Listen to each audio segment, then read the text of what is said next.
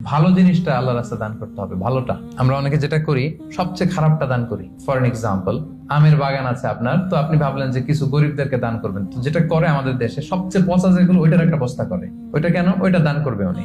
এরপর ধরেন রিক্সা থেকে নামছেন, হঠাৎ একজন ভিক্ষুক ফরিয়া দিয়ে এসে হাত পাতলো। তো এখন আপনি ভালো মানুষ, আপনি দান করেন, দিতে চাচ্ছেন, তো পকেট থেকে টাকা বের করে খুঁজতেছে যে সবচেয়ে পুরাতন নোট কোনটা। তারপরে দেখবেন যে 5 টাকার স্কচ টেপ দিয়ে লাগানো থাকে না ছেঁড়া নোট গুলো, ওইটা খুঁজে যে ওইটা দিব। তো এইটা যদি করেন, এটা আপনি ভুল করছেন, কারণ এই দানটা বেসিক্যালি আপনি আল্লাহ তাআলাকেই করছেন। কিয়ামতের দিন আল্লাহ বলবে, আমারে তুমি খাবার দিলা না, আমাকে পোশাক দিলা না, আমাকে সাহায্য করলা না। বনি আদম বলবে, আল্লাহ বলেন কি? আপনি খাবার চাইলে তো সারা দুনিয়ার সব দামি দামি খাবারের বস্তা আপনার কাছে এনে দিতাম, আপনি পোশাক চাইলে তো আমারটাই খুলে দিতাম।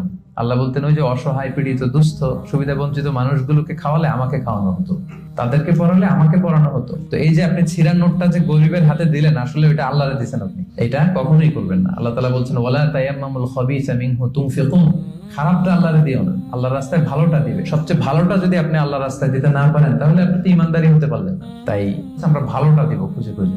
আপনি আম বাগানের মালিক, আপনি সবচেয়ে টসটসে পাকা এক বস্তা আম আপনি কালেক্ট করবেন, যে এটা আপনি দান করবেন। ধরেন যে 10 টাকার কচকচে নোট নিয়ে আপনি সবসময় ঘুরলেন এবং এটা প্ল্যান করলেন যে যখন দিব, এই চকচকে 5 টাকার নোটটা দিব, কারণ আল্লাহ বলেছেন সবচেয়ে ভালোটা আমার রাস্তায় দাও। তো এই অভ্যেসটাকে আমরা একটু করতে পারবো ইনশাআল্লাহ।